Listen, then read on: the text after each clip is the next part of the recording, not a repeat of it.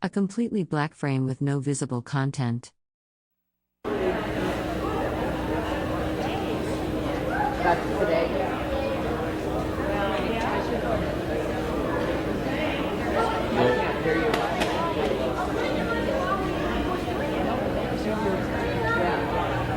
Good afternoon, ladies and gentlemen. On behalf of the National Park Service and all of our cooperating federal agencies, I would like to welcome you to the Tent of Many Voices. The Corps of Discovery, this national traveling exhibit that you're visiting, is going across the country following the route taken by Lewis and Clark 200 years ago. We have an exhibit tent next door, outdoor exhibits that give you a sense of the life of Lewis and Clark and the people they met. And then this, the Tent of Many Voices, a place for films, programs, presentations, and activities that take a look at the story of Lewis and Clark, the people that they met, and how much America has changed in the last 200 years. Our next program here in the Tent of Many Voices is going to take a look at Chinook fishing traditions, and we're going to get started today by introducing Ray Gardner. He is the vice chair of the Chinook Nation, and so please welcome him and Muggs Peteet as they... A person in a dark jacket and light-colored pants stands at a podium on a stage. Behind them is a backdrop listing various government departments and agencies. Another person sits in the foreground wearing a red hat. They add their voices to the Tent of Many Voices. Hi. Again, for those of you that didn't get to hear me welcome you to Chinook Country at the last venue, welcome to Chinook Country. Actually, my piece in this part is very easy, and I get to sit down. I would actually like to introduce Muggs Peteet, who is the past vice chair of the Chinook Nation. And it's my privilege to introduce him because not only did I get to serve with him when I was a council member and he was the vice chair, I got to travel to Washington, D.C. with him, I got to travel to St. Louis with him. But when he decided to step down and take a break from tribal government, he was the one that nominated me to take his place as vice chair. So with that, it's my honor to welcome Muggs up here, and he would like to talk to you about traditional fishing in the Chinook Nation. A person in a dark vest and white shirt stands at a podium. Behind them, another person wears a red jacket and tan hat. Banners in the background reference U.S. government departments including Forest Service and Education.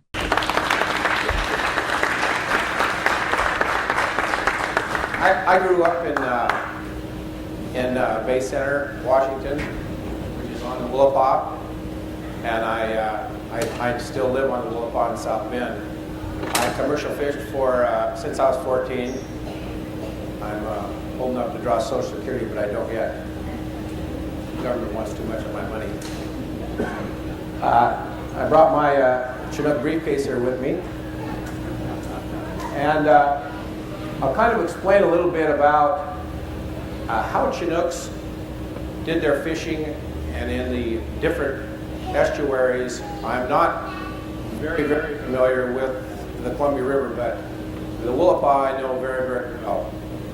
There are 6 tributaries in the Willapa, being the Palix, the Nema, the mainstream of the Willapa, the South Fork of the Willapa, North River, and the Nacelle.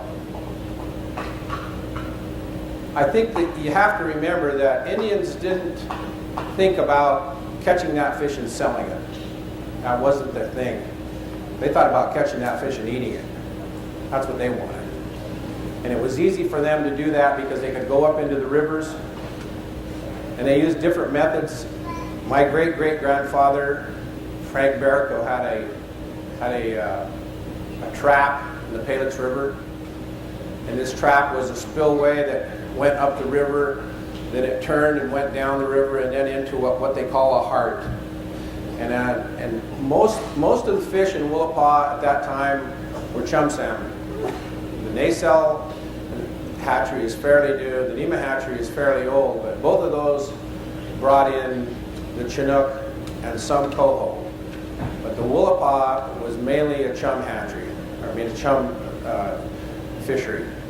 And that was mainly what the Indians wanted. The chum was a good keeper. They were able to keep it through the winter.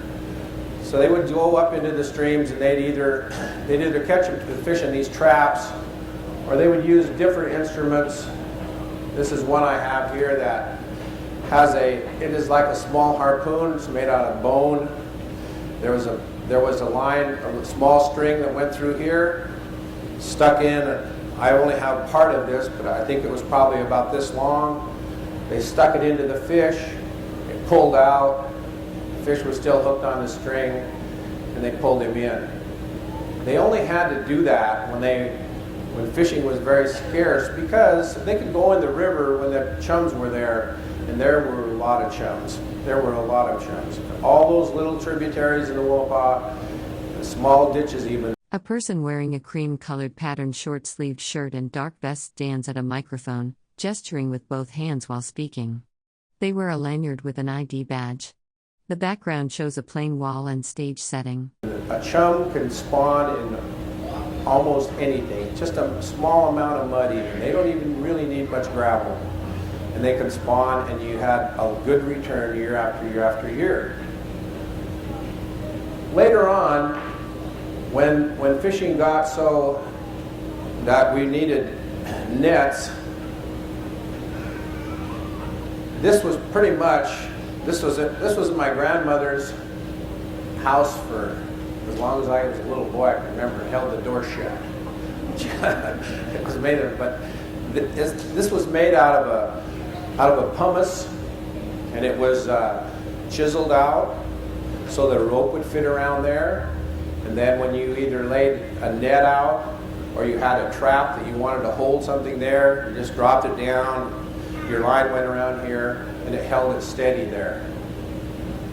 Later on, when we started gill netting, and I started gill netting when I was 14 years old because it was good for school money, and I loved it. Same as my son who gill nets with me now, and both of them have fished with me, both my sons have. This was a cork line, a cork for the cork line. This is a pretty modern looking piece of cork line. Usually you have a 3-strand, but this is the latest thing. This is what they used, and it went through like this. The net was hung down from there. And this is the modern lead line, in that when we first started building nets, we had just a rope that we had a mold, and we laid the rope in it, and we poured lead over top of this line. And then I can remember my grandfather had an ironing board set up, and he would run the line across this ironing board, and he had his pot melted lead, and he would pour these in, and then he would move it ahead so far, and he would pour again, and there would be a lead, however heavy he wanted the lead for his net to be a part, and then he would coil it all up. Then we'd come back and take a file or his pocket knife and clean off the edges so that the web didn't hook on the lead, because when the lead's down here, it's bouncing along, and if the web would hook on that, well, then it would foul it and pull it down. A person wearing a dark vest over a patterned cream-colored shirt speaks while gesturing with both hands. They stand indoors against a plain background, appearing to be mid-presentation or discussion. And then the fish wouldn't come up and gill into the gill net. So those things were pretty standard. And then later on we came out with this. This is the latest thing. This is a styrofoam cork. Of course, whenever you're fishing a net, and like I said, Chinooks, we didn't have to do that. I mean, we could go up in the creeks and we could get our fish right there. They were there. Chums were there. We could get the chums we wanted. But later on, when the government came through and the state started saying, well, now you have to have a license. To fish off reservation, you had to have a license. From the time I was a little boy until I was about 18 years old, we didn't have to have a license. We were Chinook Indians. We were recognized, we thought. We had what they call, and there are many Chinooks here, and you probably had what we call the blue card. This blue card told the fisheries people that these people are a member of a recognized tribe, because we were recognized. And whenever we were fishing, like I say, when I started when I was 14, just in grade school, practically in the river in Bay Center and in South Bend, when the fisheries people came, you showed them your card, and they said fine, and they went away. But then you know, the government's got to have that money. They want them dollars. So pretty soon they said, well, for $35, you'll be able to fish for a season. So, you know, my dad refused to do that, and he fought it and fought it and fought it, and finally he did end up in the late 60s, early 70s buying a license. But before that, he didn't have it. But when you started fishing nets, this is a knitting needle that my grandfather made, carved him out of cedar. And what you did was you carried this with you on the boat, and if you had a tear in the net where you had to repair, you could just, we called them coochie, you just coochied it all up in the bundle, tied it all up, and it would finish the night out for you, because in those days, we had heavy nets. We used a linen net, and in Bay Center, I can remember you used to see those nets out on the racks. They had two poles, and they stretched the lead line on one side, the cork line on the other. And those nets would sit out, and then about every other day or every 2 days, you would pull your net off of that rack into a big tank full of what they call bluestone. And the bluestone was a copper product that it killed everything in there, because you get so much a different bacteria and fungus coming on. A person wearing a cream-colored patterned shirt and dark vest speaks while gesturing with both hands. They stand in front of a piano and a projection screen in an indoor setting. The net, that the linen would rot, and so if you dumped it into that bluestone and you kept it in that bluestone for 1 day or a day and a half, or whenever the season was closed, and then you took it out, you washed it out, and you went back fishing again. A linen net would last you about a year. And then you had to buy it. And then it wasn't very long when we got nylon nets. But in Bay Center, I can remember probably 15 Chinooks fishing in Bay Center at that time, 15 to 20. And they worked in the oysters, they gill-netted, some were loggers, but most of the time, people in Bay Center, they were fishermen. And I think it's pretty interesting, like Ray was saying, you know, we always thought we were recognized and we were going to be able to do whatever we wanted to do as far as hunting and fishing and game. And that just hasn't come around. And I think that's one thing that's been really puzzling to me, is I own a share of 900 acres on the Quinault Reservation with my two brothers. That land is held in trust by the federal government. If I want to do anything with that land, I have to go to the federal government and say, I want to thin my land, I want it thinned, I want to go and maybe plant some more trees on it.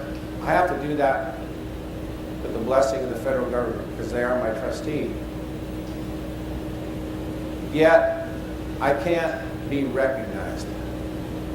And this land's on the Quinault Reservation. We were allotted there.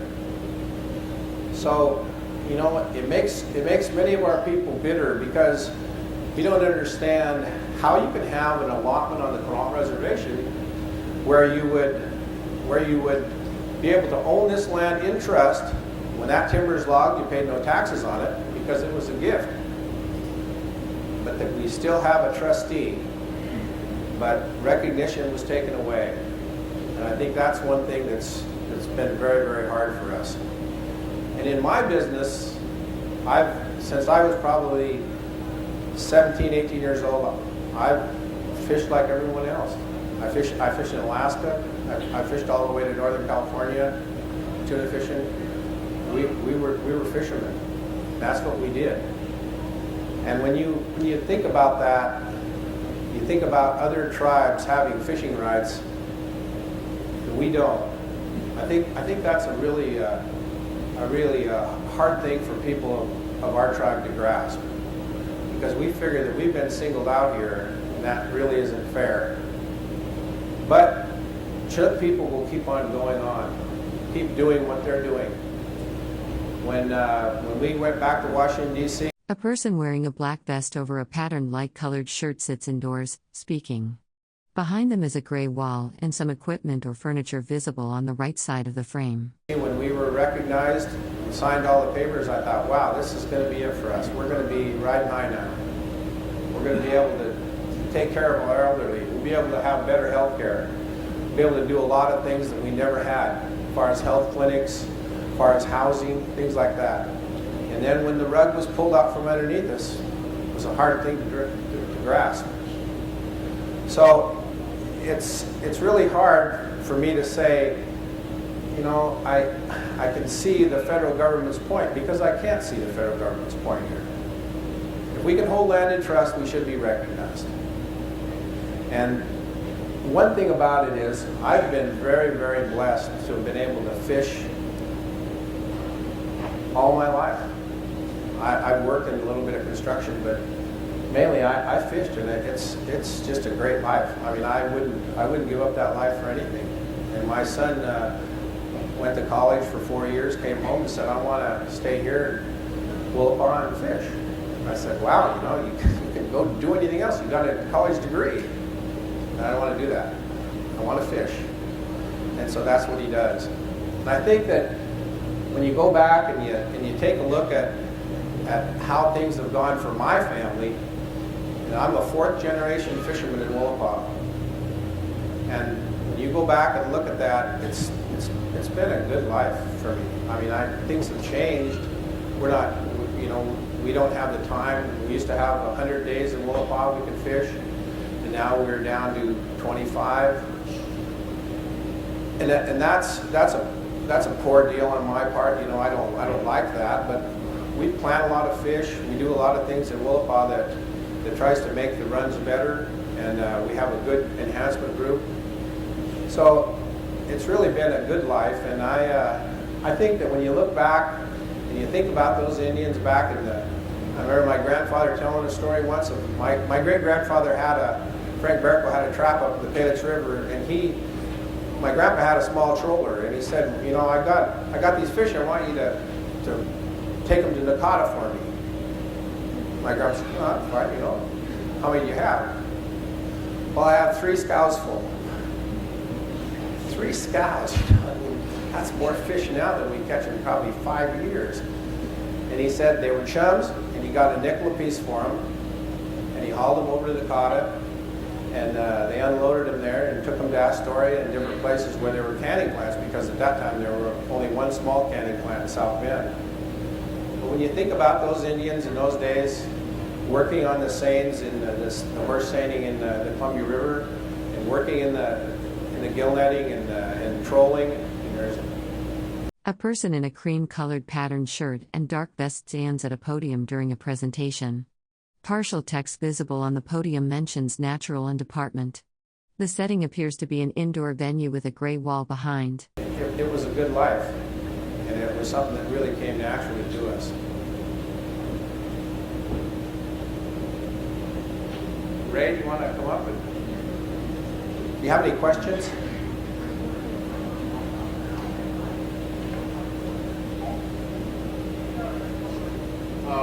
Live outside of Astoria and go across Young's Bay a lot, where they're gill net frequently there in Young's Bay.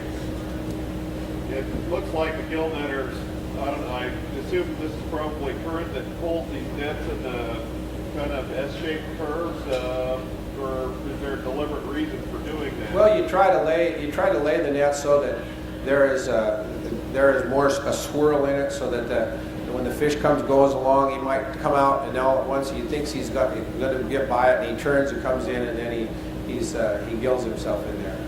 And when you lay it out, you usually try to lay it against the current and go up, so that when the current catches it, carries the net down and widens the net out. And you always try to pull your net, keep your net on as close to the bank as you can, and that's why you have a knitting needle, because sooner or later that's not going to work out. If there are any questions, I do have microphones so that everyone can hear them and so we can get them up clearly. Here's a question. Can you describe the hat and what the designs on the hat and how it was used and what it's Well, the hat, this hat was done by A person in a dark vest and light-colored shirt stands at a table holding a beaded object. They gesture while speaking, with a white spherical object visible on the table beside them. A gray wall and dark background are visible. a real fine Chinook lady, and Millie Lagerman. And Millie Billy makes a lot of baskets, and I have, my wife and I collect baskets, and we have a fairly, probably 30, 40 baskets that I've got from relatives and that we've bought at different places. So I asked Millie one day, you know, Millie, I'd like to have a hat. She said, well, what do you want it to look like? I said, I don't know. The ones I've seen, like Ray's, made out of cedar bark, but you know, I want you to build me a hat. She said, well, I've never done it. I said, well, that's okay. You know, you're good at doing what you're doing. So she made it, and you'll see that some of the Chinooks here are paddling, and some of them are at rest.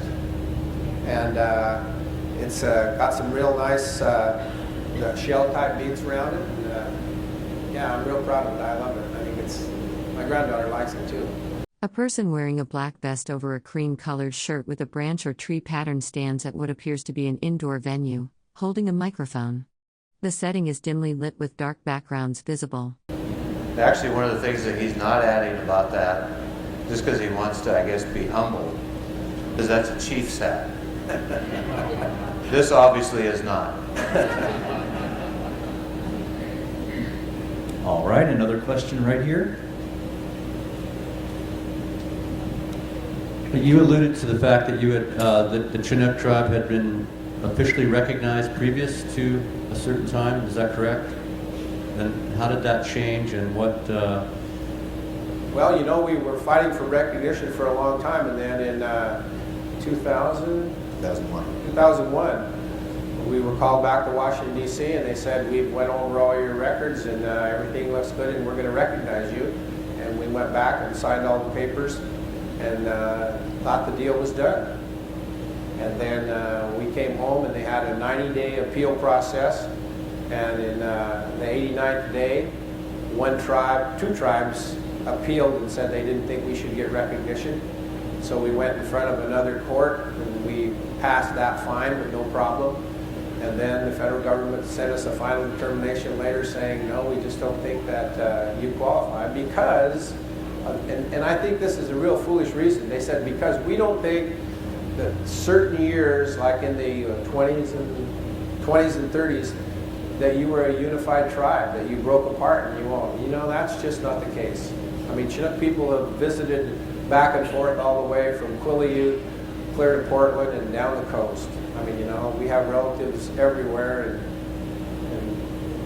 you know, so that it was just a real poor excuse. Is there any ongoing effort now to continue that recognition effort? Well, that's what we're trying to do. You know, we're probably going to end up going to federal court with them before it's over with. If that's what we have to do, that's what we'll do. But, you know, when you look back in the history of the Chinook tribe, it was a huge tribe. It was great. It was big in commerce, lots of trading up and down the Columbia River. And I'm sure, you know, with those big canoes, they went south and they went north and they traded. And so, you know, we're very confident. We think if we end up going to court, that we will win sooner or later. But we're always going to be a tribe. We always are. And like Ray said when he gave his presentation, you know, we've had everything from garage sales to bake sales to, I mean, anything to keep our office open and keep our people coming, you know. I mean, we just take care of each other. How many people are considered to be Chinook? We have about 2,500 total membership. One of the things I kind of like to add too that I find interesting is one of the arguments the federal government used is that we could not prove during a period of time that our A person in a dark jacket and light shirt stands at a display table with wooden objects and artifacts. Behind them is a black panel listing various government departments. A person wearing red beaded regalia is visible in the foreground. that our government existed. Well, you look at tribes, our things were oral. They were not written documents. So if they're looking for written documents, I don't think they could find with any First Nation in the United States that would have those things written down, because that's not how we dealt with things. The other interesting part of that is the time period in question that they said we cannot prove that we had our government in place was the same time period that they have removed us from our land. We have another question over here. I understand there's a commemoration event this weekend. Can you talk more about that? about the commemoration? Ours. We've actually got the Chinook Nation is putting on a 4-day commemoration at our tribal facilities in Chinook. It started this morning. We're going to be running for 4 days. We're going to have different tribal presenters are going to be there. We've got a lot of tribal people that have their arts and crafts there. A person wearing a red vest and a pointed hat stands on a small stage. Another person stands to the right.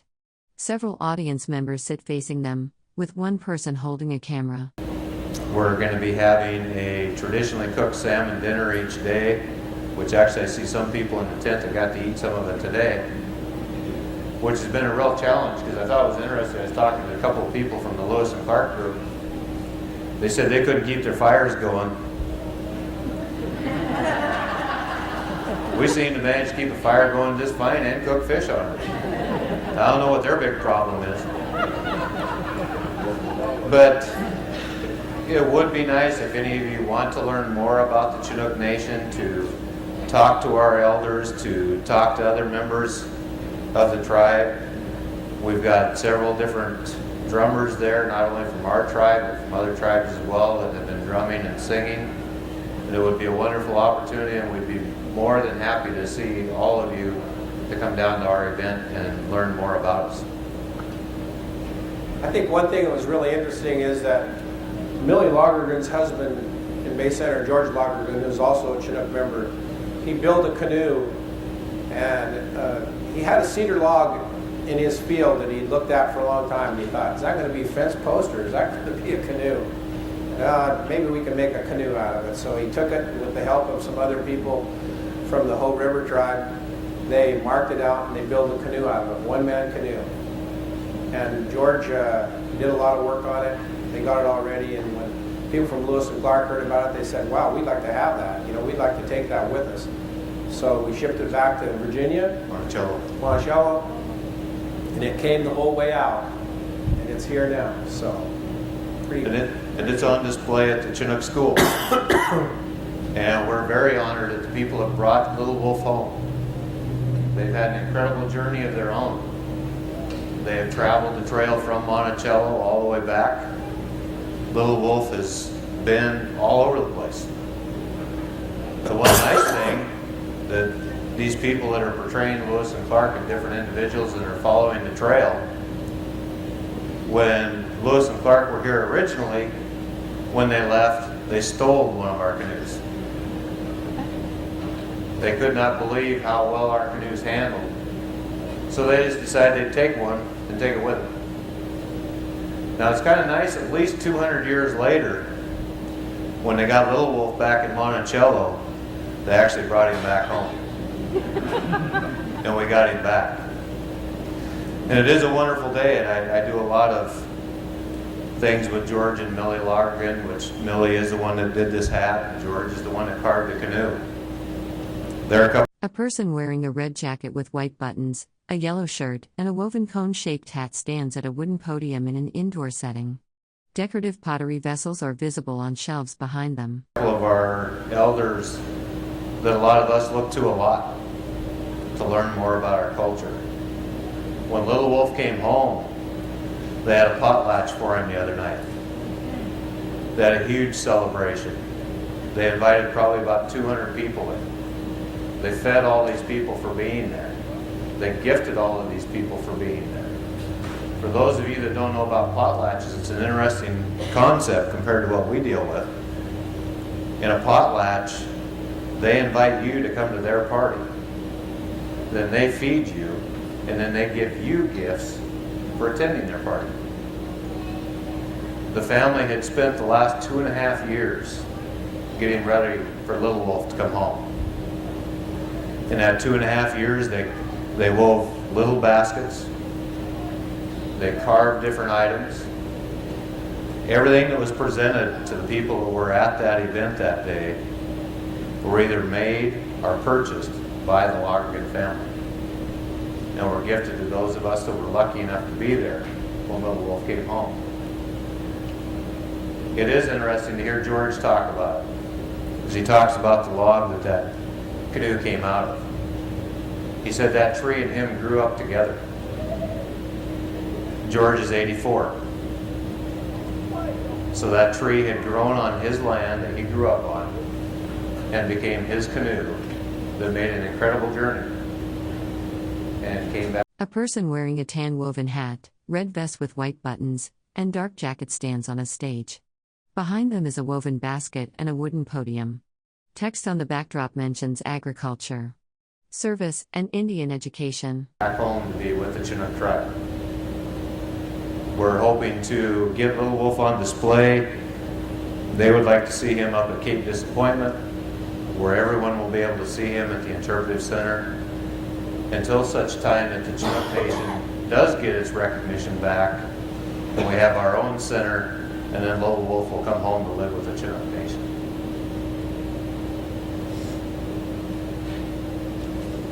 You have another question up front, and I'll be right there with the microphone.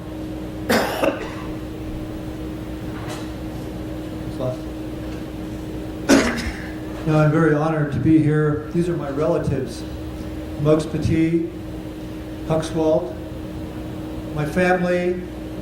My mother's Catherine Crow, and she made these blankets for us that we're honored to wear. Her mother was Elfrida Harold. Her mother was Catherine Colbert. Her mother was Amelia Peteet. So you see, we come back from the Peteet family. And her mother was Amelia Aubuchon, Marianne Aubuchon, whose father was Alexis Aubuchon. They worked at Fort Vancouver for the Hudson's Bay Company. And their family was Arkansas and Ashwillix, and they were in the family of Tai Tamai Tamai and Tai Kankumling. So I was fortunate also to serve as vice chairman of the Chinook tribe some time ago. But in honor of this wonderful gathering that we have here, the Chinook salmon is known all over the world. They call it the king salmon, but it's really the Chinook, because it's our people, it was on our shores. I'd like to sing that song for you. Masi, this is the Yakima, the Chinook language that we know as the Chinook trade language. Yakpapa kopkanim yaktana splash tuntun kwasmi skmoku. Yubachti tlato. Yubachti tlato. Yubachti tlato. Yubachti tlato. Yubachti tlato. Yubachti tlato. Yubachti tlato. Yubachti tlato. Yubachti. Three people stand on a small stage with a wooden podium. One person wears a red jacket and cap on the left, another wears red and yellow clothing with a hat in the center, and a third stands to the right. Several audience members sit facing them.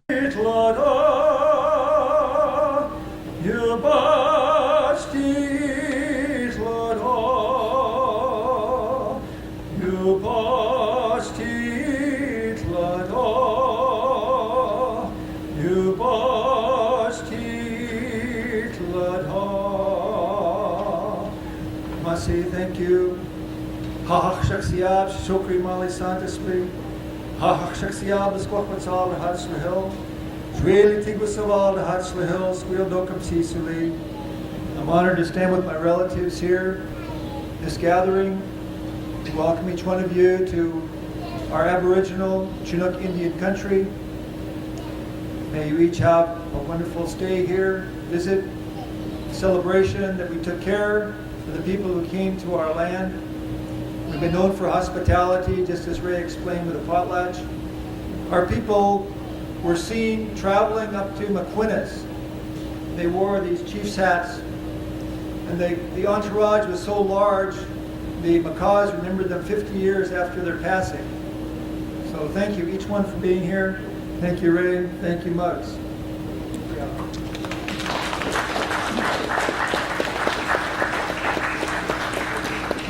Are there any other questions?